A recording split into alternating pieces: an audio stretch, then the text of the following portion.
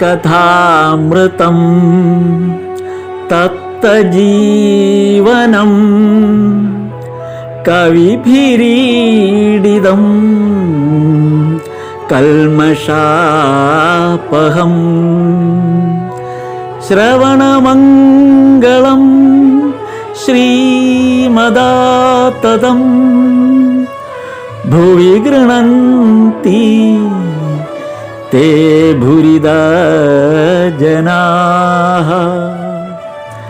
ഭുവി ഗൃണന്തി തേ ഭുരിദാ ജനാഃ.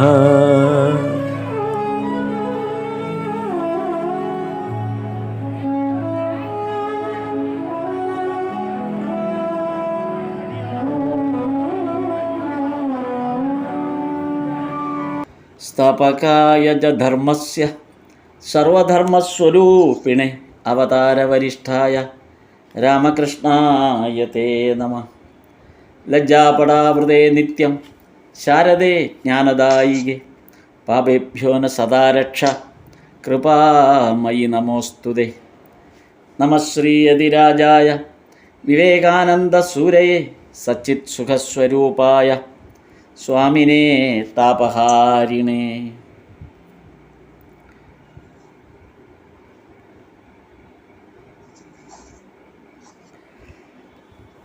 നമ്മൾ കഴിഞ്ഞ തവണ ഭഗവാന്റെ ജന്മോത്സവം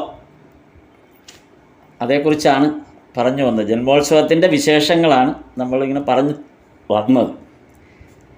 അത് 8ാം ഭാഗം, 1ാം വോള്യത്തിൻ്റെ 8ാം ഭാഗം ആണ് നമ്മൾ പറഞ്ഞു വന്നിരുന്നത്.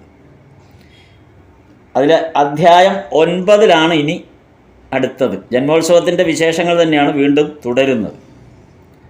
9ാം അധ്യായത്തിൽ വരുമ്പോഴേക്കും ശ്രീരാമകൃഷ്ണദേവൻ്റെ ആ ജന്മോത്സവത്തിൻ്റെ ഭാഗമായിട്ട് രാഖാലിൻ്റെ അച്ഛൻ വന്ന അച്ഛനുണ്ട് എന്നുള്ള ആ ഭാഗമാണ് പിന്നീട് 9ാം അധ്യായത്തിൻ്റെ തുടക്കം. രാഖാലിൻ്റെ അച്ഛൻ വരുന്നത്. അദ്ദേഹം ആ ജന്മോത്സവത്തിൽ പങ്കെടുക്കാനായിട്ട് വന്ന് ഭഗവാന്റെ മുന്നിൽ ഇരിപ്പുണ്ട്. അദ്ദേഹം യഥാർത്ഥത്തിൽ തൻ്റെ മകൻ്റെ അവസ്ഥ അറിയാൻ വേണ്ടി കൂടിയാണ് വന്നത്.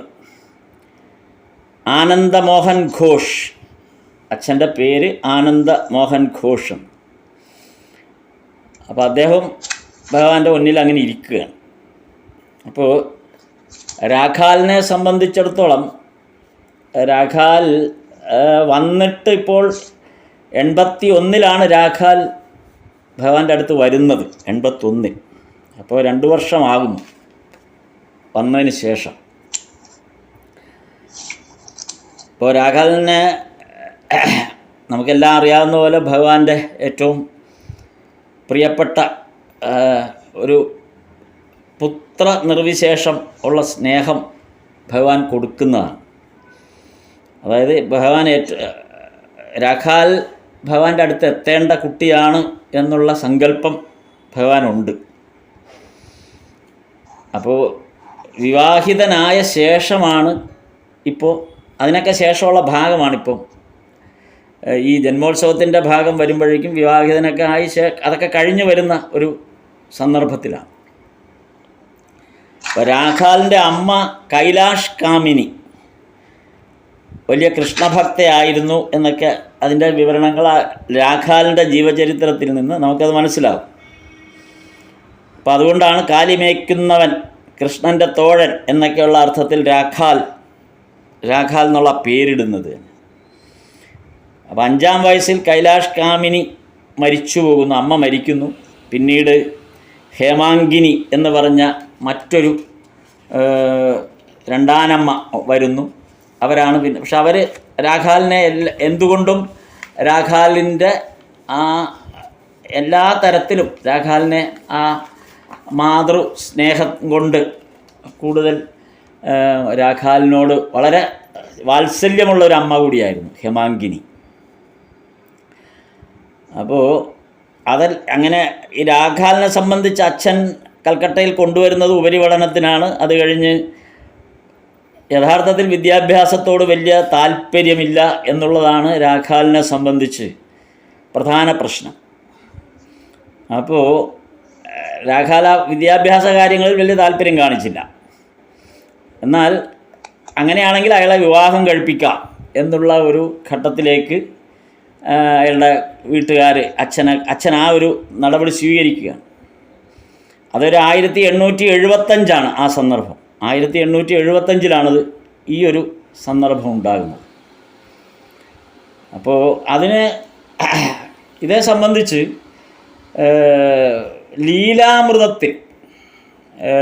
ലീലാമൃതത്തിൽ ശാരദാനന്ദ സ്വാമികൾ രാഖാലിൻ്റെ ആ ഒരു സന്ദർഭത്തെക്കുറിച്ച് അച്ഛൻ്റെ ആ രീതികളെയൊക്കെ കുറിച്ച് ലീലാമൃതത്തിൽ വിവരിക്കുന്നൊരു ഭാഗമുണ്ട്. അതായത് 1881 അവസാന കാലം തൊട്ട് ഭഗവാന്റെ ലീലാസഹചരന്മാരായ ത്യാഗികളായ ഭക്തന്മാർ അവർ 81 മുതൽ ശ്രീരാമകൃഷ്ണ സംഘത്തിൽ അവരെല്ലാം ആ സംഘത്തിൽ എത്തിച്ചേർന്നു. അതിൽ വിഖ്യാതനായ ബ്രഹ്മാനന്ദ സ്വാമികളാണ് ശ്രീരാമകൃഷ്ണന് സമീപം ആദ്യം വന്നത് എന്നാണ് ഞങ്ങൾ കേട്ടിട്ടുള്ളത്. ശാരദാനന്ദ സ്വാമികൾ എഴുതുന്നതാണത്. അപ്പം ഞങ്ങൾ കേട്ടിട്ടുള്ളത് ഇതിലാദ്യം 81 ആദ്യമായിട്ട് വന്ന ആളാണ് രാഖാൽ എന്നാണ് കേട്ടിട്ടുള്ളത്. പൂർവാശ്രമത്തിൽ ഇദ്ദേഹത്തിൻ്റെ പേര് രാഖാൽ ചന്ദ്രൻ എന്നായിരുന്നു. അപ്പം ഇദ്ദേഹം വിവാഹം കഴിച്ചിരിക്കുന്നത് മനോമോഹൻ്റെ സഹോദരിയെയാണ്. മനോമോഹനെ സംബന്ധിച്ചിടത്തോളം ഭഗവാന്റെ ഏറ്റവും ആദ്യം വന്ന, നമ്മൾ മുമ്പ് മനോമോഹൻ്റെ കഥ പറഞ്ഞതാണ്. രാമചന്ദ്രദത്തയും മനോമോഹൻ മിത്രയും പിന്നെ സുരേന്ദ്രനാഥ മിത്രയും, ഈ 3 പേരാണ് ആദ്യമായി വരുന്ന ഗൃഹസ്ഥാശ്രമ ഭക്തന്മാർ. അതിൽ മനോമോഹൻ്റെ സഹോദരിയാണ് രാഖാൽ വിവാഹം കഴിക്കുന്നത്. രാഖാലിൻ്റെ അച്ഛൻ രാഖാലിനെ വിവാഹം കഴിപ്പിക്കുന്നതാണ്. കാര്യം കൂടുതലായ ആത്മീയ കാര്യങ്ങളിൽ രാഖാൽ ശ്രദ്ധിക്കുന്നു എന്നുള്ളതിൻ്റെ ഒരു ഇത് വന്നപ്പോഴാണ് അച്ഛൻ വിവാഹത്തെക്കുറിച്ച് ചിന്തിക്കുകയും രാഖാലിനെ നമ്മുടെ മനോമോഹൻ മിത്രയുടെ സഹോദരിയെ കൊണ്ട് വിവാഹം കഴിപ്പിക്കുകയൊക്കെ ചെയ്യുന്നത്. എന്നിട്ട് ഈ മനോമോഹൻ മിത്രയാണ് യഥാർത്ഥത്തിൽ രാഖാലിനെ ശ്രീരാമകൃഷ്ണദേവൻ്റെ അടുത്ത് കൊണ്ടുവരുന്നത്. അപ്പം അതാണ് അതിനകത്ത് വരുന്ന ഒരു പ്രധാന കാര്യം. മനോമോഹൻ മിത്രയാണ് രാഖാലിനെ കൊണ്ടുവരുന്നത്. എന്നിട്ട് ഇതിൽ പറയുന്നത്, ലീലാമൃതത്തിൽ പറയുന്നത്, ഗുരുദേവൻ പറയാറുണ്ടായിരുന്നു, അതായത് രാഖാലിനെക്കുറിച്ച് ഗുരുദേവൻ പറയാറുണ്ടായിരുന്നു, രാഖാൽ വരുന്നതിൻ്റെ കുറച്ചു ദിവസം മുമ്പ് കാണുകയുണ്ടായി അമ്മ ശ്രീ ജഗദംബ ഒരു കുട്ടിയെ കൊണ്ടുവന്ന് പെട്ടെന്ന് എൻ്റെ മടിയിൽ ഇരുത്തി പറയുന്നത്, ഇത് നിൻ്റെ പുത്രനാണ് എന്ന്. അത് കേട്ട് ഭയന്ന് ഞെട്ടിപ്പറഞ്ഞു, അതെങ്ങനെ, എനിക്കിനി മകനുണ്ടാകുമോ? ചിരിച്ചുകൊണ്ട് അമ്മ, സാധാരണ മാതിരിയുള്ള മകനല്ല, ത്യാഗിയായ മാനസപുത്രൻ എന്ന രീതിയിലാണ് ആ ദർശനം ഉണ്ടായതെന്നും രാഖാൽ വന്നപ്പോൾ ആ കുട്ടിയാണ്, അമ്മ മടിയിൽ കൊണ്ടിരുത്തിയ കുട്ടിയാണെന്ന് തിരിച്ചറിഞ്ഞു എന്നുമാണ് പറയുന്നത്. 1800 ഈ വിവാഹം എന്ന് പറയുമ്പോൾ രാഖാൽ വിവാഹം കഴിഞ്ഞ് 81 ഏതാണ്ട് 1881 മധ്യത്തിലാണ് രാഖാലിൻ്റെ വിവാഹം നടക്കുന്നത്. 81 മധ്യത്തിൽ.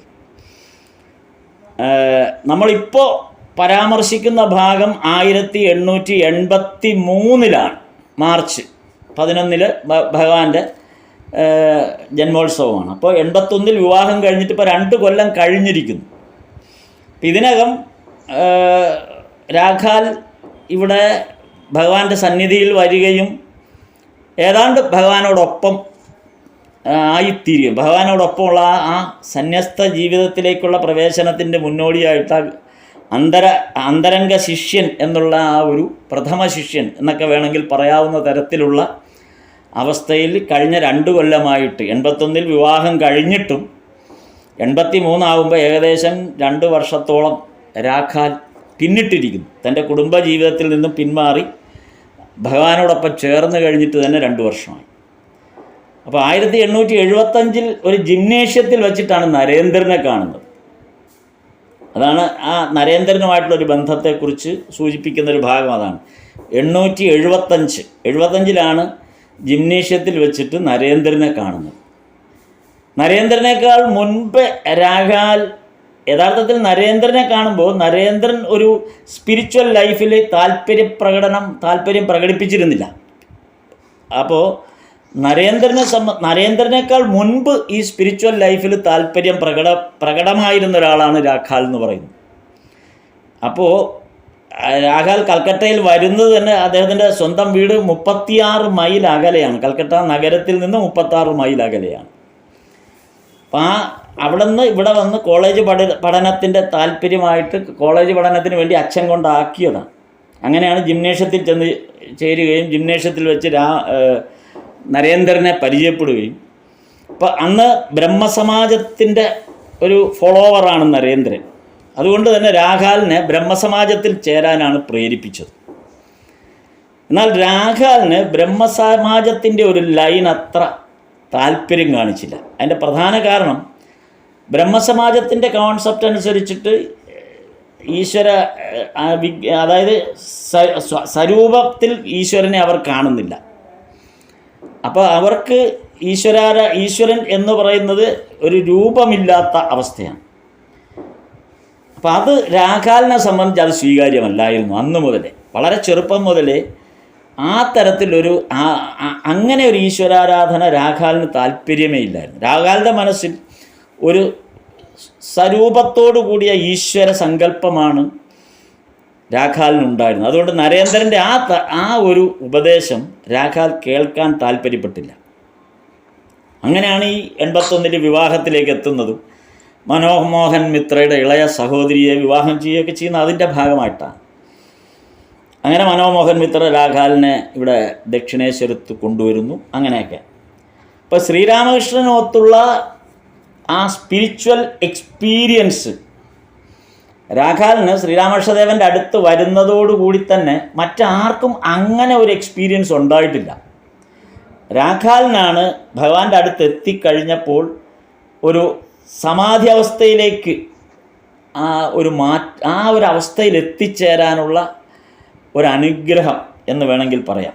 അത് രാഖാലിനാണ് ആദ്യമായിട്ട് ഉണ്ടാകുന്നത് ആ കൂട്ടത്തിൽ.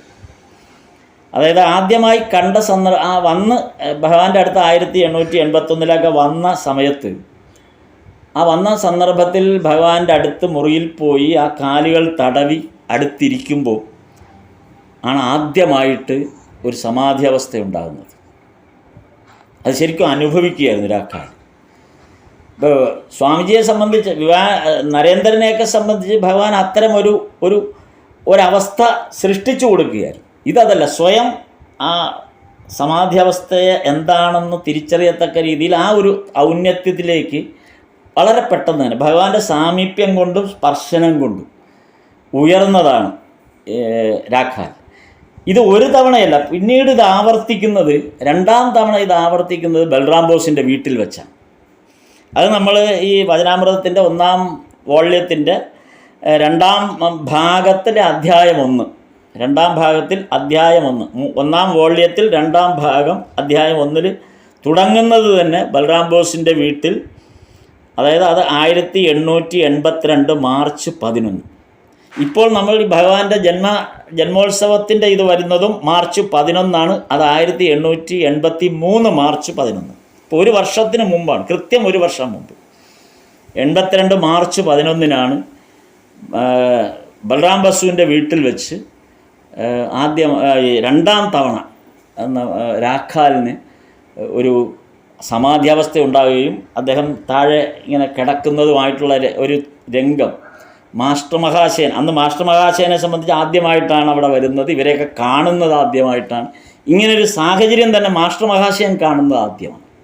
അപ്പം അതുകൊണ്ടാണ് മാസ്റ്റർ മഹാശയൻ അത് അന്ന് ആ ഡയറി കുറിപ്പിൽ അദ്ദേഹം അത് കുറിച്ചു വെച്ചത്, ഇങ്ങനെ ഒരു സന്ദർഭമുണ്ടെന്ന്. അപ്പോൾ ഈ തരത്തിൽ ഉള്ള ഒരു സാഹചര്യമാണ് രാഖാലിന്. അപ്പം അങ്ങനെ ഇരിക്കുന്ന രാഖാലിൻ്റെ അടുത്തേക്കാണ്, രാഖാലിൻ്റെ ഈ ഒരു സാഹചര്യത്തെ മനസ്സിലാക്കിക്കൊണ്ടാണ് അയാളുടെ അച്ഛൻ, രാഖാലിൻ്റെ അച്ഛൻ രാഖാലിനെ കാണാനായിട്ട് ഈ ജന്മോത്സവത്തിന് 83 മാർച്ച് 11 ജന്മോത്സവത്തിന് വരുന്നത്. അപ്പോൾ പ്രധാനമായ ഉദ്ദേശം എങ്ങനെയാണ് മകനെ തിരിച്ച് കൂട്ടിക്കൊണ്ട് പോവുക എന്നുള്ളത് തന്നെയായിരുന്നു അച്ഛൻ്റെ പ്രധാന ഉദ്ദേശം. ഇത് പല ആവർത്തി, ഈ കഴിഞ്ഞ 2 കൊല്ലത്തിനിടയിൽ പല ആവർത്തി രാഖാലിൻ്റെ അച്ഛൻ ശ്രമിച്ചുകൊണ്ടേയിരിക്കുകയായിരുന്നു. അപ്പോൾ അതാണ് ഈ ജന്മോത്സവത്തിന് വന്നപ്പോഴും മകനെ ഏതെങ്കിലും തരത്തിൽ വീട്ടിലേക്ക് തിരിച്ചു കൊണ്ടുപോകണം എന്നുള്ള ഒരു ഉദ്ദേശത്തോടു കൂടിയാണ് വന്നിരിക്കുന്നത്. ഇത് ശ്രീരാമകൃഷ്ണദേവന് നന്നായിട്ട് മനസ്സിലായി. ഈ അച്ഛൻ്റെ വരവ് എന്തിനാണെന്നുള്ളത് ശ്രീരാമകൃഷ്ണദേവന് നന്നായിട്ട് മനസ്സിലായി. അതിനൊരു മനോഹരമായ മറുപടി ശ്രീരാമകൃഷ്ണദേവൻ കൊടുക്കുന്നുണ്ട്. അതോടുകൂടി അച്ഛൻ പരിപൂർണമായി എന്നാൽ പിന്നെ ഇനി ഇവിടെ നിൽക്കട്ടെ, ഞാൻ എൻ്റെ ശ്രമം ഉപേക്ഷിക്കുന്നു എന്ന് പറയുന്നൊരു ഭാഗം ഇവിടെ വരുന്നത്, അത് വരുന്നുണ്ട് ആ ഭാഗത്ത്. വളരെ രസകരമാണ്. ശ്രീരാമകൃഷ്ണദേവൻ ചെറിയൊരു വാക്കൊക്കെ ഉപയോഗിക്കുമ്പോഴേക്കും ആളുകളെ പാടെ മാറ്റിക്കളയുന്നു എന്നുള്ളതാണ്. അപ്പോൾ ഇവിടെയുള്ള ഈ 83 ഈ ജന്മോത്സവത്തിൻ്റെ മറ്റൊരു പ്രത്യേകത നമ്മൾ നേരത്തെ അത് സൂചിപ്പിച്ചിട്ടുണ്ട്, പറഞ്ഞിട്ടുണ്ട്. വൃന്ദ രണ്ടാമത് വരുന്നത് ഈ ഭാഗത്താണ്. അവസാനമായും ശ്രീരാമകൃഷ്ണദേവൻ്റെ അവതാര ലീലയിൽ വൃന്ദ രണ്ടാമത് വരുന്നത് ഈ ഭാഗത്താണ്, ഈ ജന്മോത്സവത്തിൻ്റെ ഭാഗത്താണ്. കാരണം അത് ഉച്ചയ്ക്ക് സദ്യയൊക്കെ ഒരുക്കിയിട്ടുണ്ട്. ഭഗവാന്റെ ജന്മോത്സവം പ്രമാണിച്ച് അവിടെ നല്ല സദ്യയൊക്കെ ഉച്ചയ്ക്ക് ഒരുക്കിയിട്ടുണ്ട്. അപ്പോൾ ഇവിടെ ഈ ആളുകൾ വരുന്നു, പോകുന്നു, ചർച്ചകൾ നടക്കും. നമുക്കറിയാം, നമ്മൾ ഈ 1-ാം അധ്യായം മുതൽ ഈ ഇതിൻ്റെ തൊട്ട് മുമ്പുള്ള അധ്യായങ്ങളിലെല്ലാം കണ്ടതാണ്. പല ആളുകൾ വന്ന് തർക്കങ്ങൾ, ആധ്യാത്മിക ചർച്ചകൾ, ഇങ്ങനെ കൊണ്ടുപിടിച്ച പരിപാടികൾ നടക്കുകയാണ്. അപ്പോൾ വൃന്ദയെ ആലോചിച്ചു. വൃന്ദയെ സംബന്ധിച്ച് ഭഗവാന്റെ ആരോഗ്യവും ഭഗവാന്റെ ഭക്ഷണം ഇത് മാത്രമാണ് വൃന്ദയുടെ ഒരേ ഒരു ലക്ഷ്യം. അപ്പോൾ വൃന്ദ എന്നിട്ട് രാംലാലിനെ വിളിച്ച് ഓർമ്മിപ്പിക്കും. ഉച്ചയായി, ഇപ്പോൾ ഇത്രയും രാവിലെ മുതൽ തുടങ്ങിയതാണ്. ഉച്ചയായപ്പോൾ വൃന്ദ ഓർമ്മിപ്പിക്കുകയാണ്, രാമലാലിനെ വിളിച്ച് ഓർമ്മിപ്പിക്കുകയാണ്. ആ രാമലാലിനോട് വിളിച്ച് പറയുന്ന ആ ഭാഷ വളരെ ഏറ്റവും രസകരമാണ്. ഒരുപക്ഷെ വചനാമൃതത്തിൽ ശ്രീരാമകൃഷ്ണ ലീല ആ അവതാര ലീലയിൽ ഇങ്ങനൊരു പ്രയോഗം ആരും പ്രയോഗിച്ചു കാണില്ല. വൃന്ദ മാത്രമാണ് പ്രയോഗിച്ചിട്ടുള്ളത്. വൃന്ദ പറഞ്ഞത് ഈ മനുഷ്യന് ആഹാരം കൊടുക്കണ്ടേ. അങ്ങനെ ഒരു പ്രയോഗം വൃന്ദയെ സംബന്ധിച്ച് ആലോചിച്ചു. വൃന്ദ അങ്ങനെയാണ് പറഞ്ഞത്, ഈ മനുഷ്യന് ആഹാരം കൊടുത്തോന്ന്. രാംലാലിനോട് പറയാണ്, ഈ മനുഷ്യന് ആഹാരം കൊടുക്കുക, എന്നിട്ട് എനിക്ക് പിന്നെ തന്നാൽ മതി, പക്ഷേ ഈ മനുഷ്യന് ആഹാരം, ഈ മനുഷ്യന് എന്നുള്ള ആ പ്രയോഗം വൃന്ദയെ സംബന്ധിച്ച് ഭഗവാന് അവിടുത്തെ ഒരു ക്ഷേത്രത്തിലെ ജീവനക്കാരി മാത്രമായ ആ പ്രായം ചെന്ന ആ സ്ത്രീ, അവരെ സംബന്ധിച്ച് ഇത്രയും നാൾ ഭഗവാനോടൊപ്പം ഉണ്ടായിരുന്ന അവരാണ്. അതായത് മധുർനാഥ് വിശ്വാസ് ഭഗവാന്റെ കാര്യങ്ങൾ പ്രത്യേകമായി നോക്കാനായി മാത്രം നിയോഗിച്ചിരിക്കുന്ന ഒരു പരിചാരികയാണ്, ക്ഷേത്ര ജീവനക്കാരിയാണ് വൃന്ദയുടെ പ്രധാന ഉദ്ദേശം ഭഗവാന്റെ മുറിയിൽ വിളക്ക് തെളിക്കുക, ഭഗവാന്റെ മുറി വൃത്തിയാക്കുക. പക്ഷെ അവരൊരിക്കലും ഇത് ഈശ്വര രൂപമാണെന്നോ അല്ലെങ്കിൽ ഒരു ഈശ്വര അവതാരമാണെന്നൊന്നും അവരെ സംബന്ധിച്ച് അതിൻ്റെ അങ്ങനെ ഒരു പരിഗണന പോലും അവരുടെ മനസ്സിൽ വന്നിട്ടില്ല. എന്നാൽ അവർക്ക് അറിയുകയും ചെയ്യാം. അതുകൊണ്ടാണ് മാസ്റ്റർ മഹാശയനോട് ആദ്യമായി കണ്ടപ്പോൾ അവർ പറഞ്ഞത്, എന്തിനാണ് പുസ്തകം വായിക്കുന്നത്, എല്ലാം ആ നാവിൻ തുമ്പിലുണ്ടെന്ന്. ഇത്രയും ഭഗവാനെ മനസ്സിലാക്കിയ ആളാരാണ് വേറെ. എന്നാൽ ഭഗവാനെ വിളിക്കുന്നത് ഈ മനുഷ്യനെന്നാണ്. അപ്പം ആ വൃന്ദയുടെ ഒരു ഔന്നത്യം ഭയങ്കരമാണ്. ആ അവതാരത്തെ പൂർണ്ണമായി ആ വ്യക്തിത്വത്തെ പൂർണ്ണമായി മനസ്സിലാക്കുന്നു.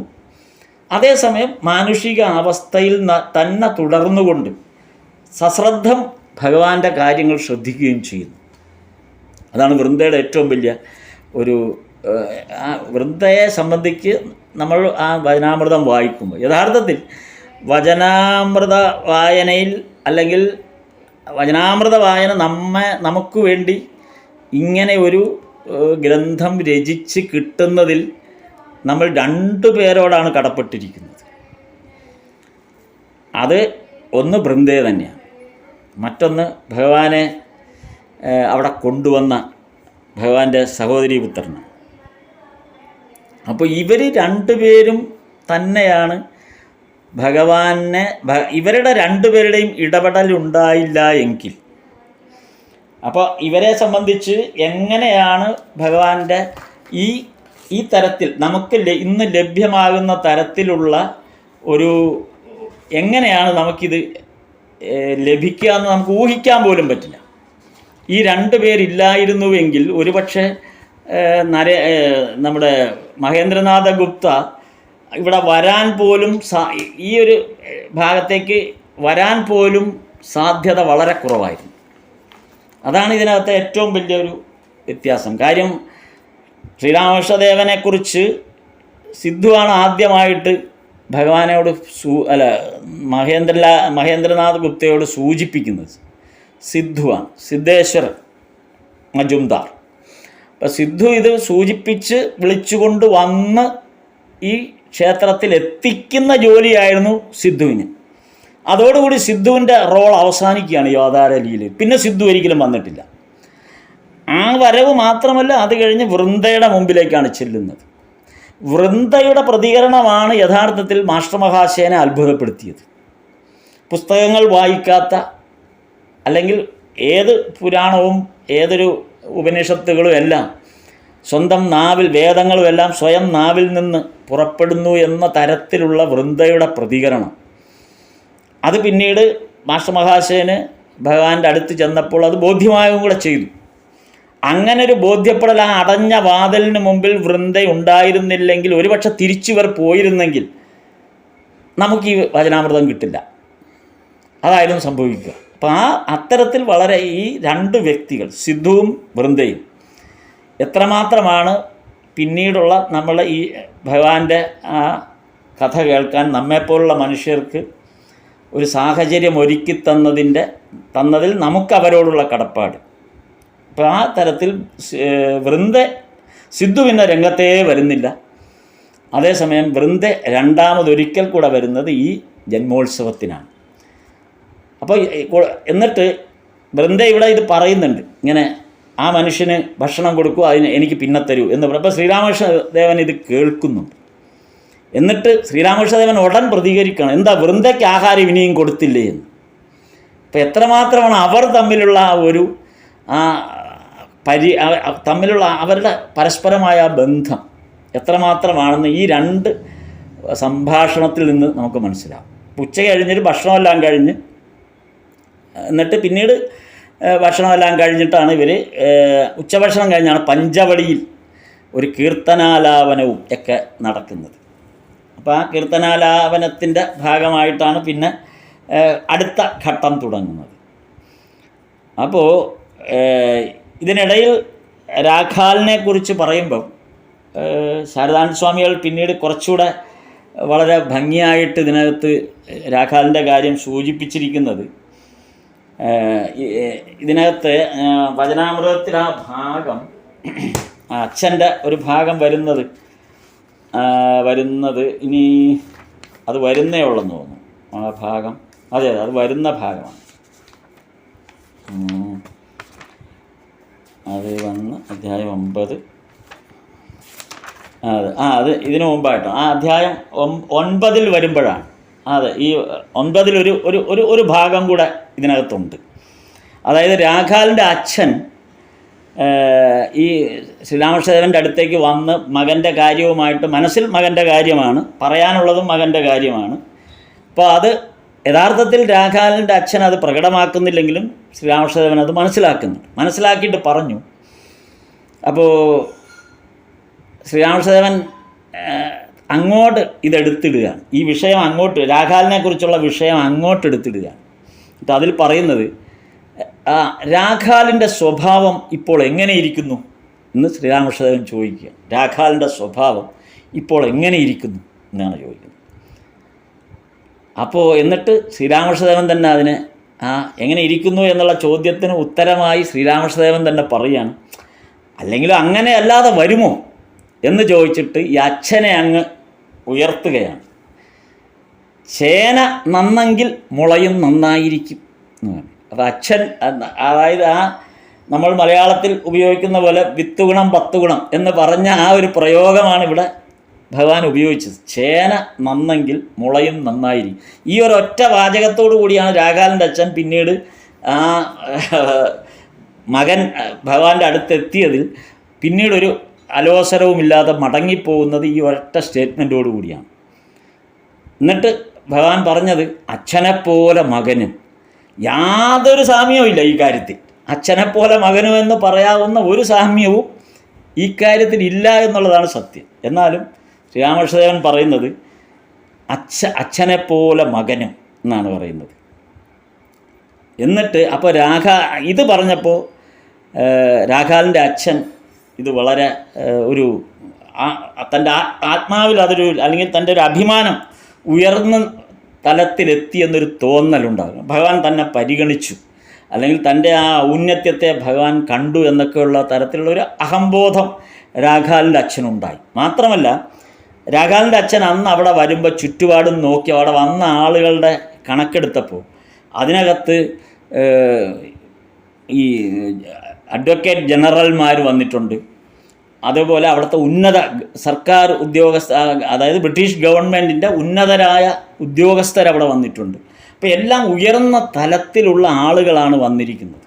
അപ്പോൾ തൻ്റെ മകൻ ചെന്ന് പെട്ടിരിക്കുന്നത് ഒരു സാധാരണ സ്ഥലത്തല്ല എന്നുള്ള ഉത്തമ ബോധ്യം രാഘാലിൻ്റെ അച്ഛൻ ഉണ്ടാകുന്നത് ഈ സന്ദർഭത്തിലാണ്. കാരണം ഭഗവാന്റെ ഈ ജന്മോത്സവത്തിന് വന്ന ആളുകളുടെ ആ പദവിയും അവരുടെ ആ ഒരു ഡിഗ്നിറ്റിയും ഒക്കെ കൂടെ കണക്കിലെടുത്ത് നോക്കിയപ്പോഴാണ് തൻ്റെ മകൻ വന്നിരിക്കുന്നത് ഒരു സാധാരണ, അതുവരെ രാഘാലിൻ്റെ അച്ഛൻ്റെ മനസ്സിലുണ്ടായിരുന്ന ഒരു ആകുലത എന്തെന്ന് വെച്ചാൽ, അല്ലെങ്കിൽ ഒരു ആശങ്ക എന്തെന്ന് വെച്ചാൽ, തൻ്റെ മകൻ ഒരു വല്ലാത്ത അവസ്ഥയിൽ എത്തിപ്പെട്ടല്ലോ എന്നുള്ള ഒരു ധാരണയിലാണ് ഉണ്ടായിരുന്നത്. പക്ഷെ അന്ന് അവിടെ ഈ ജന്മോത്സവത്തിന് വന്നിരിക്കുന്ന ആളുകളെ കണ്ടപ്പോൾ തൻ്റെ മകൻ എത്തിപ്പെട്ടിരിക്കുന്നത് ഒരു ചെറിയ സ്ഥലത്തല്ല എന്ന് തോന്നി. മകൻ സന്യസിക്കുമെന്നുള്ള അർത്ഥത്തിലൊന്നും അല്ല, കാരണം അങ്ങനെ അച്ഛൻ അപ്പോഴും ചിന്തിച്ചിട്ടില്ല. എങ്കിലും മകന് ആഭിമുഖ്യം ഉണ്ടായതും എത്തിയതുമായ സ്ഥലം സാധാരണക്കാരുടെ അടുത്തല്ല, അന്നത്തെ നിലയ്ക്ക് ഏറ്റവും ഉന്നതമായ വ്യക്തികൾ ഇടപെടുന്നൊരു സ്ഥലം. അങ്ങനെ ആയിരിക്കുമല്ലോ എപ്പോഴും ഒരു അച്ഛൻ മകൻ്റെ മകൻ എവിടെയാണ് എന്ന് നോക്കുന്നത് ആ ചുറ്റുപാടുകളുടെ പ്രത്യേകതയും കൂടെ നോക്കിക്കൊണ്ടാണ്. ആ സ്ഥിതിക്ക് രാഘാലിൻ്റെ അച്ഛന് വളരെയധികം ഒരു അഭിമാനം തോന്നി, തൻ്റെ മകൻ എത്തിപ്പെട്ടിരിക്കുന്ന സ്ഥലം അത്ര ചെറിയ സ്ഥലമൊന്നുമല്ല എന്ന് തോന്നുകയുണ്ടായി. മാത്രമല്ല ഇതിൻ്റെ കൂടെയുള്ള ശാരദാനന്ദ സ്വാമികൾ ഈ കാര്യത്തിൽ വിവരിക്കുന്ന മറ്റൊരു കാര്യമുണ്ട്. ഈ വിവാഹം കഴിഞ്ഞിട്ട് മനോമോഹൻ മിത്ര ആണ് രാഘാലിനെ ഭഗവാന്റെ അടുത്ത് എത്തിക്കുന്നത്. അപ്പോൾ രാഘാലിനെ സ്വന്തം സഹോദരിയുടെ ഭർത്താവിനെ മനോമോഹൻ മിത്ര തന്നെ വിളിച്ചുകൊണ്ട് വരികയാണ്. തൻ്റെ സഹോദരിക്ക് പിന്നീട് ഭർത്താവ് സജീവമായി കൂടെ ഇല്ലാത്ത വിധം അകലും എന്നുള്ള ധാരണയൊന്നും അന്ന് മനോമോഹൻ മിത്രയ്ക്കുമില്ല. പക്ഷെ ഭഗവാൻ അത് സൂചിപ്പിക്കുന്നുണ്ട്, ഇവൻ എൻ്റെ മകനാണ് എന്ന് സൂചിപ്പിക്കുന്നുണ്ട്. അപ്പോൾ ആദ്യമായി വിവാഹം കഴിഞ്ഞ് മനോമോഹൻ മിത്ര രാഘാലിനെ ഭഗവാനെ എൻ്റെ അടുത്ത് കൊണ്ടുവരുന്നത് എൻ്റെ സഹോദരിയുടെ ഭർത്താവ് എന്നുള്ള നിലയിൽ കൊണ്ടുവരുന്നതാണ്. അപ്പോൾ കൊണ്ടുവന്ന സമയത്ത് എന്താണ് സംഭവിച്ചതെന്ന് ശാരദാനന്ദ സ്വാമികൾ എഴുതിയിട്ടുണ്ട്. അതായത് രാഘാൽ ഇവിടെ വരുന്നതിന് ശാരദാനന്ദ സ്വാമികൾ എഴുതിയിരിക്കുന്നതാണ്, രാഘാൽ ഇവിടെ വരുന്നതിന് അയാളുടെ ഭാര്യ വീട്ടുകാരിൽ നിന്ന് ഒരിക്കലും ഒരു മുടക്കം പറയലുണ്ടായിട്ടില്ല. കാരണം മനോമോഹൻ്റെ അമ്മയും ഭാര്യയും പെങ്ങന്മാരുമെല്ലാം ഇവിടെ വരാറുണ്ടായിരുന്നു. രാഘാൽ വരവ് തുടങ്ങി കുറച്ച് നാൾ കഴിയവേ ഒരു ദിവസം മനോമോഹൻ്റെ അമ്മ രാഘാലിൻ്റെ വധുവിനെയും കൊണ്ടുവന്നു. ആ വധുവിനെ പിന്നീടാണ് രാഘാലിൻ്റെ വധുവിനെ കൊണ്ടുവരുന്നത് മനോമോഹൻ്റെ അമ്മയാണ് കൊണ്ടുവരുന്നത്. ബാലികയായ വധുവിനെയും ഒപ്പം കൂട്ടി ദക്ഷിണേശ്വരത്ത് വരുന്നു. വധുവിൻ്റെ സംസർഗം കൊണ്ട് എൻ്റെ രാഘാലിൻ്റെ ഈശ്വരഭക്തിക്ക് ഹാനി വന്നേക്കുമോ എന്നെനിക്ക് മനസ്സിൽ തോന്നി. അതായത് ഈ വധുവിൻ്റെ സംസർഗം കൊണ്ട് എൻ്റെ രാഘാലിൻ്റെ ഈശ്വരഭക്തിക്ക് ഹാനി വന്നേക്കുമോ എന്നെനിക്ക് മനസ്സിൽ തോന്നി. അങ്ങനെ തോന്നി ഭഗവാൻ അവളെ അടുത്ത് വിളിച്ച് അടി മുതൽ മുടി വരെ അവളുടെ ശരീരഘടന സൂക്ഷിച്ചു നോക്കി. കാരണം ഈ വിവാഹം കൊണ്ട് രാഘാൽ തനിക്ക് നഷ്ടപ്പെടുമോ എന്നുള്ളത് ഭഗവാന്റെ ഉള്ളിൽ ഒരാശങ്ക ഉണ്ടായി എന്നാണ് ശാരദാനന്ദ സ്വാമികൾ എഴുതിയിരിക്കുന്നത്. അതുകൊണ്ട് ആ ബാലികയെ, അതായത് രാഘാലിൻ്റെ വധുവിനെ അടുത്ത് വിളിച്ച് ആപാദചൂടം ഒന്ന് വീക്ഷിച്ചു. അപ്പോൾ നോക്കിയപ്പോൾ ഭഗവാന് മനസ്സിലായി ഭയത്തിന് അവകാശമില്ല, ഒരു ഭയവും ആവശ്യമില്ല. കാരണം അവൾ ഒരിക്കലും വിഘ്നമാവില്ല എന്ന് ഭഗവാന് ബോധ്യമായി. അതുകൊണ്ട് വളരെ സന്തുഷ്ടനായി ഭഗവാൻ. അപ്പോൾ ഈ ശരീരഘടന സൂക്ഷിച്ച് നോക്കിയപ്പോൾ ഭഗവാന് മനസ്സിലായി രാഖാലിൻ്റെ ഭാര്യ ദേവീശക്തിയാണ്. ദേവീശക്തിയാണ് ഭഗവാന്റെ ഭാര്യ, രാഖാലിൻ്റെ ഭാര്യ. അതോടുകൂടി ഭഗവാന് വലിയ തൃപ്തിയായി. എന്നിട്ട് ഉടൻ തന്നെ ചെയ്തത് ഈ രാഖാലിൻ്റെ ഭാര്യയോട് നഹബത്തിൽ പോയി ശാരദാദേവിയെ കാണാനാണ് പറയുന്നത്. എന്നിട്ട് ഒരാളെ വിട്ട് പറഞ്ഞയച്ചു. ശാരദാദേവിയുടെ അടുത്തേക്ക് ആളെ വിട്ട് പറഞ്ഞയച്ചിട്ട് പറഞ്ഞു, കൈനീട്ടം കൊടുത്ത് മകൻ്റെ ഭാര്യയുടെ മുഖം കാണണം. അത് ബംഗാളിലെ കുടുംബപരമായ ഒരു ചടങ്ങാണ്. ഇപ്പോൾ ഇവിടെ നമ്മുടെ നാട്ടിൽ വിവാഹിതയായി വരുന്ന പെൺകുട്ടിയെ വരൻ്റെ അമ്മ നിലവിളക്കുഴിഞ്ഞ് സ്വീകരിക്കുന്നത് പോലെ ബംഗാളിൽ പുത്രവധു വീട്ടിലെത്തുമ്പോൾ ഉടൻ തന്നെ കൈനീട്ടം കൊടുത്തിട്ട്, ഈ ബംഗാളിൽ വധു മുഖം മറച്ചാണ് ഇരിക്കുക. അപ്പോൾ ഈ മുഖം കാണുക എന്ന് പറയുന്ന ഒരു ചടങ്ങാണ്. അപ്പോൾ കൈനീട്ടം കൊടുത്തിട്ട് വേണം മകൻ്റെ ഭാര്യയുടെ മുഖം കാണാൻ. ശാരദാദേവി അങ്ങനെ ചെയ്യണമെന്ന് ശ്രീരാമകൃഷ്ണദേവൻ ആളെ വിട്ട് നഹബത്തിൽ അറിയിക്കുകയാണ് ചെയ്തത്. അപ്പോൾ ഇതിൽ നിന്ന് തൻ്റെ പുത്രവധുവായിട്ട് ശാരദാദേവി രാഖാലിൻ്റെ ഭാര്യയെ സ്വീകരിക്കുകയാണ്. എത്ര പവിത്രമായ, എത്ര ദിവ്യത്വമാർന്ന ഒരു റിലേഷനാണ് ഇവിടെ ഡെവലപ്പ് ചെയ്യുന്നതെന്നുള്ളതാണ്. അപ്പോൾ ആ തരത്തിലാണ് രാഖാലിൻ്റെ ഒരു ബന്ധം ഇവിടെ ഉണ്ടാകുന്നത്. അപ്പോൾ ഇത് ഈ നമ്മുടെ പ്രധാന സംസാര വിഷയം ഭഗവാന്റെ ജന്മോത്സവമാണ്. അപ്പോൾ ഈ ജന്മോത്സവത്തിൻ്റെ ഉച്ച വരെയുള്ള കാര്യങ്ങളാണ് ഇതുവരെ കണ്ടത്. അത് കഴിഞ്ഞ് ഉച്ചശേഷം ഊണ് കഴിഞ്ഞപ്പോഴാണ് എല്ലാവരും പഞ്ചവടിയിൽ പോയി ഭജന അല്ലെങ്കിൽ സംഗീതാലാപനത്തിലുള്ള സമയമാണ്. ഉച്ച കഴിഞ്ഞ് ഊണൊക്കെ കഴിഞ്ഞിട്ട് അപ്പോൾ ശ്രീരാമകൃഷ്ണദേവനും എല്ലാം പഞ്ചവടിയിലേക്ക് പോയി. എന്നിട്ട് അവിടെ കുറേ നേരം ഈ കീർത്തനങ്ങളും എല്ലാം നടന്നതിന് ശേഷം ഭഗവാൻ ഇടയ്ക്ക് വെച്ച് ഈ പഞ്ചവടിയിൽ നിന്ന് തിരിച്ചു പോരുകയാണ്. അപ്പോൾ വഴിക്ക് വെച്ച് അപ്പോൾ മാസ്റ്റർ മഹാശയനും ഭഗവാനെ പിന്തുടരുന്നുണ്ട്. തിരിച്ചു വരുമ്പോൾ ഇലഞ്ഞിമരച്ചോട്ടിൽ വെച്ച് ത്രൈലോക്യനെ കണ്ടു എന്ന് കാണാം. അത് വചനാമൃതത്തിലെ ഭാഗമാണത്. ഇലഞ്ഞിമരച്ചുവട്ടിൽ വെച്ച് ത്രൈലോക്യനെ കണ്ടു. അപ്പോൾ ത്രൈലോക്യനോട് ശ്രീരാമകൃഷ്ണദേവൻ പറഞ്ഞു, പഞ്ചവടിയിൽ അവരൊക്കെ പാടുന്നു, ഒന്ന് പോയി നോക്കരുതോ. പഞ്ചവടിയിൽ അവിടെ എല്ലാവരും ഇരുന്ന് പാട്ടുകളൊക്കെ പാടുന്നു, ഒന്ന് പോയി നോക്കരുതോ എന്ന് ചോദിച്ചു. അപ്പോൾ ത്രൈലോക്യൻ പറയുന്ന മറുപടി, ഞാൻ പോയിട്ട് എന്ത് ചെയ്യാൻ എന്നാണ് ഉടനെ മറുപടി പറയുന്നത്. അപ്പോൾ എന്തായിരിക്കും ത്രൈലോക്യൻ ഇങ്ങനെ പറയാൻ കാരണം? എന്താണ് ഈ ചോദ്യ ഉത്തരവെന്നുള്ളത് പ്രകടമായി നമുക്ക് പെട്ടെന്ന് മനസ്സിലാവില്ല. കാര്യം അവിടെ ഒന്ന് പോയി നിങ്ങൾക്ക് ആ പാട്ട് പാടുന്നതൊക്കെ ഒന്ന് കേട്ടൂടെ എന്നാണ് ഭഗവാൻ ചോദിച്ചത്. അപ്പോൾ ത്രൈലോക്യൻ്റെ മറുപടി, ഞാൻ അവിടെ പോയിട്ട് എന്ത് ചെയ്യാൻ എന്നാണ്. ഇങ്ങനെ വായിച്ചപ്പോഴാണ് എനിക്ക് സംശയം, എന്താണ് ഈ ഒരു ചോദ്യം മറുപടി ഒരു പിടികിട്ടിയില്ല, എന്തോ ഉണ്ടല്ലോ ഇതിൻ്റെ പിന്നിൽ എന്ന് തോന്നി. അങ്ങനെ അത് അന്വേഷിച്ചപ്പോഴാണ്, അങ്ങനെ കുറേ റെഫറൻസ് നടത്തിയപ്പോഴാണ് ഒരു പിടികിട്ടിയത്. രസകരമാണ് ആ കാര്യം. ഈ ത്രൈലോക്യനോട് പറഞ്ഞതാണ് അവിടെ പാട്ട് നടക്കുന്നുണ്ട്, പോയി നോക്കരുതെന്നാണ്. ത്രൈലോക്യനോട് ഈ പാട്ടിൻ്റെ കാര്യം പറയാനൊരു കാരണം, ഇയാൾ കേശവചന്ദ്രസേൻ്റെ അനുയായിയാണ്.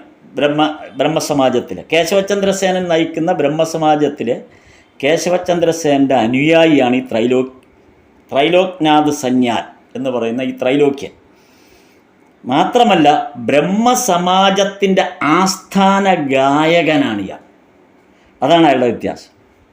ബ്രഹ്മസമാജത്തിൻ്റെ ആസ്ഥാന ഗായകനാണ് ഈ ത്രൈലോക്യൻ. മാത്രമല്ല കേശവചന്ദ്രസേനൻ്റെ പേരിൽ കേശവചരിതം എന്ന് പറയുന്ന ഒരു ഗ്രന്ഥവും ഇയാൾ എഴുതിയിട്ടുണ്ട്. അത്രമേൽ കേശവചന്ദ്രസേനോട് വളരെ ആഭിമുഖ്യമുള്ള ഒരു ഫോളോവറാണ് ഈ ത്രൈലോക്യൻ. അപ്പോൾ കേശവചന്ദ്രസേനൻ്റെ പേരിൽ കേശവചരിതം എന്നും പറഞ്ഞൊരു പുസ്തകം എഴുതിയിട്ടുണ്ട്. മാത്രമല്ല ബ്രഹ്മസമാജത്തിൽ ആലപിക്കുന്ന ഗാനങ്ങൾ എഴുതി ചിട്ടപ്പെടുത്തുന്നതും ഈ ത്രൈലോക്യനാണ്. അതാണ് ആസ്ഥാന ഗായകൻ എന്നയാളെ വിശേഷിപ്പിക്കുന്നത്. ഇയാൾ എഴുതിയ ഭക്തിഗാനങ്ങളാണ്, ഇയാൾ സംഗീതം ചെയ്ത ഭക്തിഗാനങ്ങളാണ് ബ്രഹ്മസമാജത്തിൻ്റെ ഗാനങ്ങളായി അവതരിപ്പിച്ചു വന്നത് അക്കാലത്ത്. അതുകൊണ്ടാണ് ശ്രീരാമകൃഷ്ണദേവൻ പറഞ്ഞ്, ഇദ്ദേഹം അത്രമേൽ ഉയർന്ന തലത്തിൽ ഉള്ള ഒരാളായതുകൊണ്ടാണ് നിങ്ങൾക്ക് അവിടെ വരെ പോയി അതൊക്കെ ഒന്ന് നോക്കിക്കൂടെ എന്ന് ചോദിച്ചു. അപ്പോൾ അതിനാണ് ത്രൈലോക്യൻ പറയും ഞാൻ അവിടെ പോയിട്ട് എന്ത് ചെയ്യാനാണ് എന്നാണ് ത്രൈലോക്യൻ ഇതിന് പറയാൻ കാരണം. അപ്പോൾ ശ്രീരാമകൃഷ്ണ ഞാൻ അവിടെ പോയിട്ട് എന്ത് ചെയ്യാൻ എന്ന് ചോദിക്കുമ്പോൾ, അതായത് ഞാനിപ്പോൾ ബ്രഹ്മസമാജത്തിലെ സംഗീതജ്ഞനാണ് ഞാൻ, പക്ഷേ ഇവിടെ ഞാൻ അവിടെ വന്നിട്ട് എന്ത് ചെയ്യാനാണ്? കാര്യം ഇവിടെ ത്രൈലോക്യൻ്റെ ശൈലിയിലോ രീതിയിലോ ഒന്നും അല്ല ഇവിടുത്തെ ഗാനാലാപനത്തിൻ്റെ രീതികളൊന്നും. എപ്പോഴും അങ്ങനെ സംഗീതജ്ഞർക്ക് അങ്ങനെ ഒരു ഇതുണ്ട്, അവരുടേതായൊരു റേഞ്ചിലുള്ള അല്ലെങ്കിൽ അവരുടേതായൊരു ശൈലിയിലുള്ള മേഖലയിൽ വരിക, അത് കലാകാരന്മാരുടെ ഒരു പ്രത്യേകതയാണ്. അപ്പം ഇവിടെ തനിക്ക് വലിയ റോളൊന്നും ഇവിടെ കാണിക്കാനില്ല എന്നാണ് ത്രൈലോക്യൻ സൂചിപ്പിച്ചത്. അപ്പോൾ ഭഗവാൻ അപ്പോൾ ഞാൻ അവിടെ പോയിട്ട് എന്ത് ചെയ്യാമെന്ന് ചോദിച്ചപ്പോൾ ഭഗവാൻ ഇവിടെ പറയുന്നത്, അത് വചനാമൃതത്തിലുള്ളതാണ്, എന്താ ഒക്കെ നേരെ ഒന്ന് കാണാമല്ലോ എന്ന് ഭഗവാൻ ചോദിച്ചു. അവിടെ പോയാലൊന്ന് കാണാമല്ലോ, നിങ്ങൾക്ക് അവരുടെ പാട്ടിൻ്റെ രീതിയും ഒക്കെ ഒന്ന് കാണാമല്ലോ എന്നാണ് ഭഗവാൻ സൂചിപ്പിച്ചത്. അപ്പോൾ പറഞ്ഞു ഒരിക്കൽ ഞാൻ കണ്ടിട്ടാണ് വരുന്നത് എന്ന് പറഞ്ഞു. അപ്പോൾ അത് പോയി ഞാൻ കണ്ടിരുന്നു. അപ്പോൾ എനിക്കതിനകത്ത് അങ്ങനെ പോയതുകൊണ്ടാണ് ത്രൈലോക്യനെ സംബന്ധിച്ച് അവിടെ പ്രത്യേകിച്ച് റോളൊന്നുമില്ല, അങ്ങനെ പോയി പാടാനുള്ള റോളോ അല്ലെങ്കിൽ അതിന് വേണ്ടിയ ഒരു ലീഡിങ് സിംഗർ എന്നുള്ള ഒരു സ്ഥാനമൊന്നും അവിടെ ഇല്ല. അവിടെ എല്ലാവരും ഒരു ആനന്ദോത്സവത്തിൽ പങ്കെടുത്ത പോലെയാണ്, എല്ലാവരുടെയും ഭഗവാന്റെ ചുറ്റും അതാണ് ഒരു പ്രത്യേകത. ഭഗവാൻ മാത്രമാണ് അവിടെ അവരുടെ കേന്ദ്രബിന്ദു. അവിടെ സൃഷ്ടിക്കപ്പെടുന്ന ഗാനങ്ങൾ അല്ലെങ്കിൽ അവിടെ പാടുന്ന ഗാനങ്ങൾ എന്തുമാകട്ടെ, അതൊക്കെ ആ സന്ദർഭങ്ങളിൽ ആ നാവിൽ നിന്ന് വരുന്നതാണ് ആ ഗാനം. അപ്പോൾ ആ തരത്തിലാണ് അവിടുത്തെ ഒരു രീതി, അല്ലാതെ ബ്രഹ്മസമാജംകാർ ഫോളോ ചെയ്യുന്ന ഒരു ശൈലിയിലല്ല ഇവിടുത്തെ രീതി. അപ്പോൾ അതുകൊണ്ടാണ് ഒരിക്കൽ കണ്ടിട്ടാണ് വരുന്നത്, അതുകൊണ്ട് വലിയ താല്പര്യം ത്രൈലോക്യൻ പ്രകടിപ്പിച്ചില്ല. അപ്പോൾ ശ്രീരാമകൃഷ്ണദേവൻ പറഞ്ഞു ശരി കൊള്ളാം ഭേഷ് എന്ന് പറഞ്ഞ് ആശ്വസിപ്പിച്ചിട്ട് ഭഗവാൻ അങ്ങ് പോവുകയാണ്. അപ്പോൾ ഈ സംഭാഷണത്തിൻ്റെ പിന്നിലുള്ള സ്വാരസ്യം മനസ്സിലാവുമ്പോഴാണ് ഭഗവാന്റെ സമീപനത്തിൻ്റെ പ്രത്യേകത നമുക്ക് മനസ്സിലാകുക. നോക്കി എത്ര ഭഗവാൻ എന്താണ് ഈ ത്രൈലോക്യനെ പോലുള്ള അല്ലെങ്കിൽ ബ്രഹ്മസമാജത്തിലെ ഒരു ഗായകൻ, ഏറ്റവും വലിയ പണ്ഡിതനായ ഗായകൻ എന്നൊക്കെ പറയാം, അത്തരത്തിലുള്ളൊരു ഗായകനുമായിട്ടുള്ള ഭഗവാന്റെ ആ കോൺവെർസേഷൻ്റെ പ്രത്യേകത. അപ്പോൾ ആദ്യകാലത്ത് ബ്രഹ്മസമാജത്തിൽ ഭഗവാൻ പോയ അവസരത്തിൽ അതാണ് ആ പ്രത്യേകത എന്ന് പറയാൻ കാരണം. എന്താണ് ഈ ത്രൈലോക്യനുമായിട്ട് ഇങ്ങനെ ഒരു കാര്യം സംസാരിക്കാനുള്ളൊരു കാരണത്തിന്, അതായത് ഈ 83 ഇപ്പോൾ ഈ സംസാരം നടക്കുന്നത്.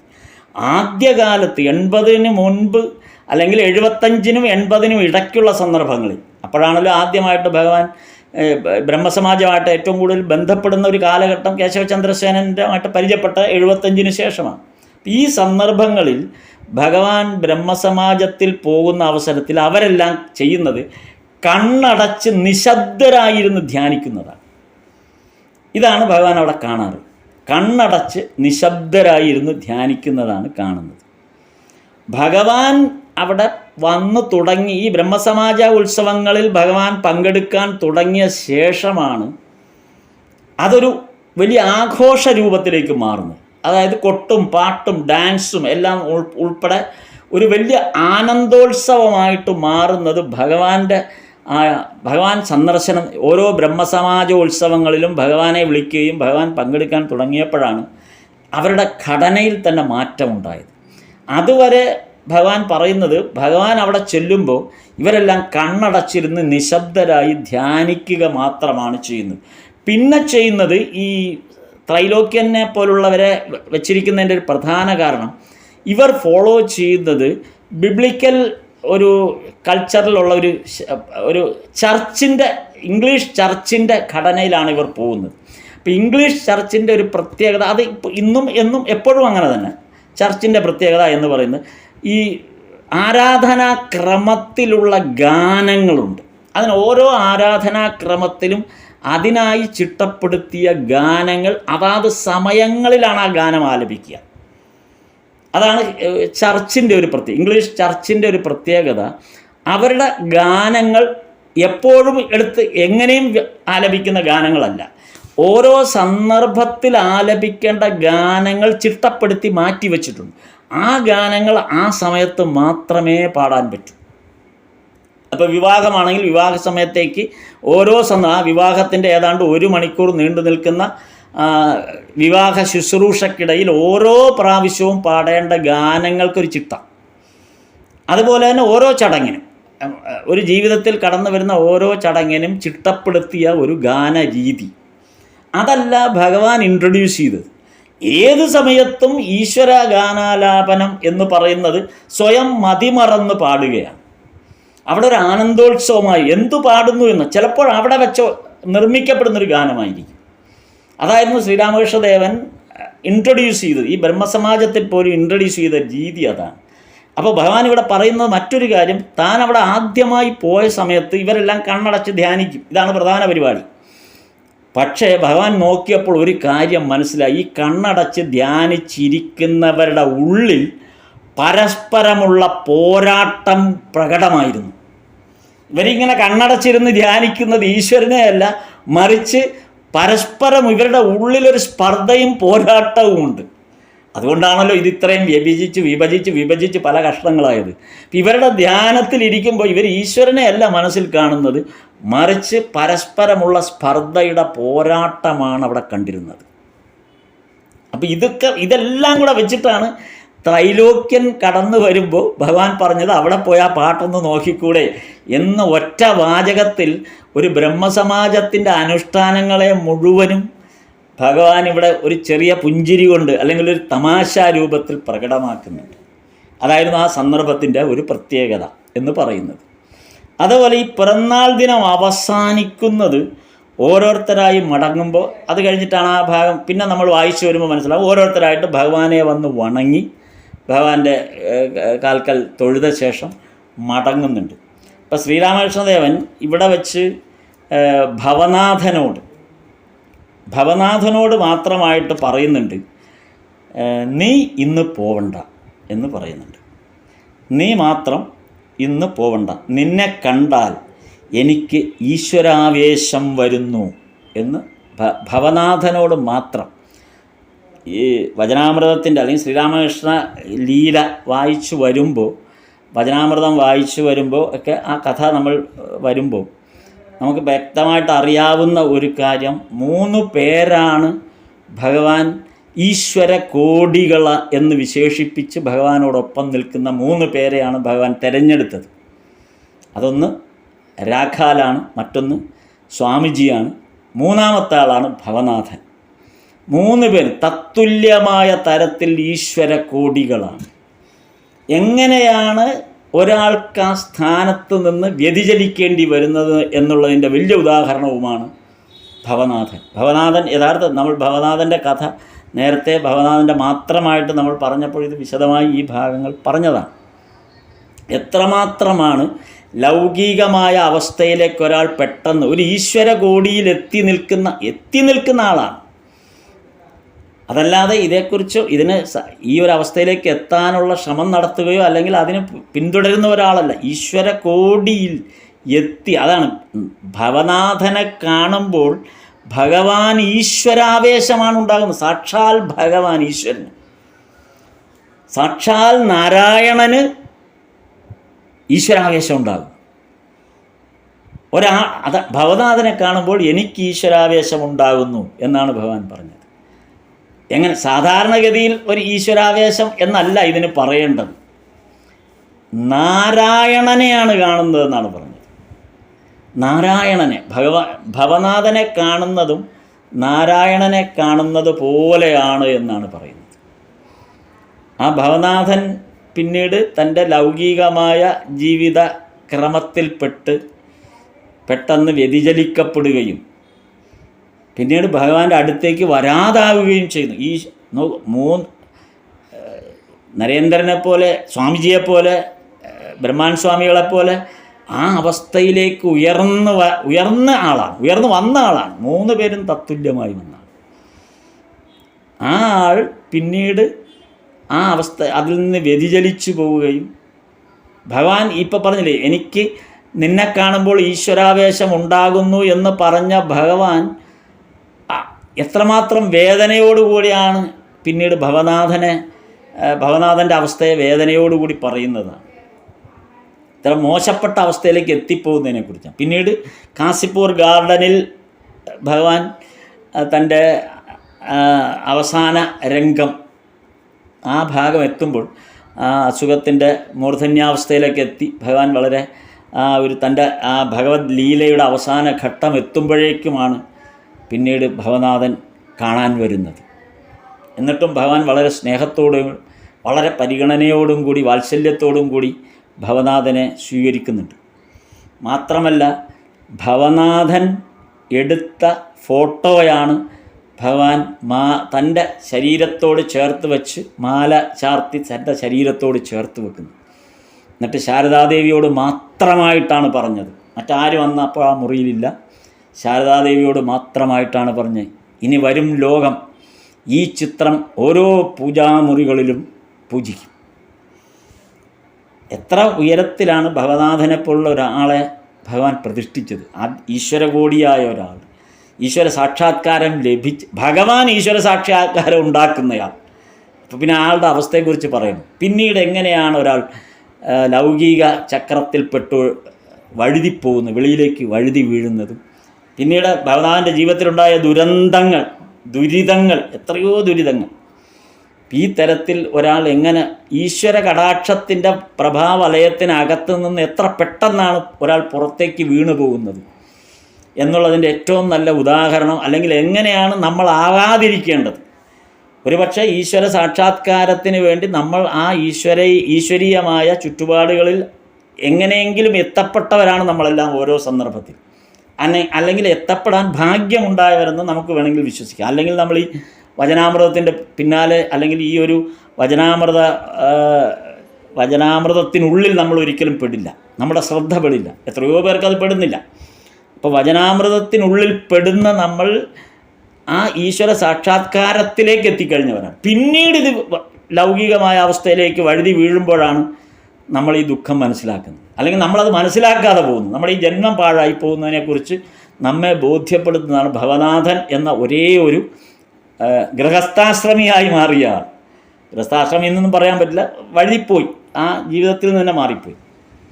അപ്പോൾ ഇനിയും ഭവനാഥൻ ഈ ആദ്യ സന്ദർഭത്തിൽ ഭവനാഥനോട് ഇപ്പോൾ പറഞ്ഞില്ലേ, ഭഗവാൻ പറഞ്ഞ ഈ സന്ദർഭം, അതായത് നീ പോകല്ലേ, നിന്നെ കാണുമ്പോൾ എനിക്ക് ഈശ്വരാവേശം ഉണ്ടാകുന്നു എന്ന് തൻ്റെ ജന്മദിനത്തിൽ പറഞ്ഞ ആ സന്ദർഭത്തിൽ പിന്നീട് കഷ്ടിച്ചിനി മൂന്നോ വർഷം കൂടെ ഉള്ളൂ എന്ന് ഓർക്കണം. ആ 3 വർഷത്തിനിടയിലാണ് ഈ വ്യത്യാസങ്ങളെല്ലാം വരുന്നത്, ഈ സംഭവിച്ചു അധിക സമയം വേണ്ട ഒരാളുടെ ജീവിതത്തിൽ. ആ ജീവിതത്തിൽ നിന്ന് ഒരാൾ വഴുതി മാറുന്നതിന് അധിക സമയമൊന്നും വേണ്ട. നിമിഷാർദ്ധം കൊണ്ട് നമ്മൾ വഴുതി മാറി, ഈശ്വര കൃപയിൽ നിന്ന് വഴുതി മാറിപ്പോവും. ആ ഈശ്വരൻ നമ്മെ ചേർത്ത് പിടിച്ചിരിക്കുകയാണ്. ആ പിടിയിൽ നിന്ന് നമ്മൾ ഊരിപ്പോകുന്നത്, വഴുതി താഴെ പോകുന്നത് നിമിഷാർദ്ധം കൊണ്ട് സംഭവിക്കുന്നു എന്നുള്ളതാണ്.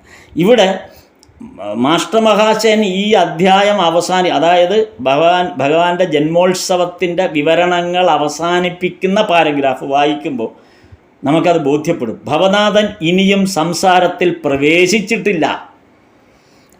മാസ്റ്റർ മഹാശയൻ ഡയറി കുറിപ്പ് 83 എഴുതുന്നത് ഇങ്ങനെയാണ്: ഭവനാഥൻ ഇനിയും സംസാരത്തിൽ പ്രവേശിച്ചിട്ടില്ല.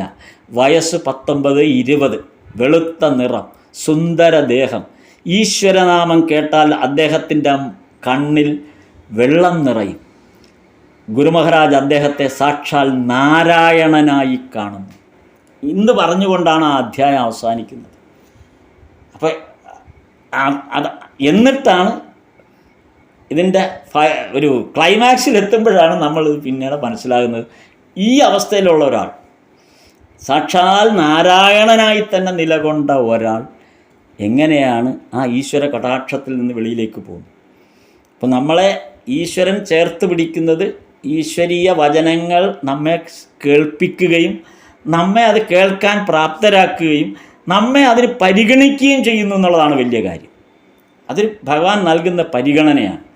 ആ പരിഗണനയിൽ നിന്ന് വിട്ടുപോകാതിരിക്കാൻ ഈ മനനം ചെയ്യൽ, ഭഗവാന്റെ ഈ വചനാമൃതം മനനം ചെയ്യാൻ നമുക്ക് കഴിയണം. അതാണ് നമ്മുടെ ജീവിത സാക്ഷാത്കാരം എന്ന് 100% നമുക്ക് ഉറപ്പിക്കാം. അങ്ങനെ ഒരു അനുഗ്രഹം ഭഗവാൻ നമുക്ക് നിരന്തരം തരട്ടെ എന്ന് പ്രാർത്ഥിച്ചുകൊണ്ട് സ്ഥാപകായ ച ധർമ്മസ്യ സർവധർമ്മസ്വരൂപിണേ അവതാരവരിഷ്ഠായ രാമകൃഷ്ണായ തേ നമഃ.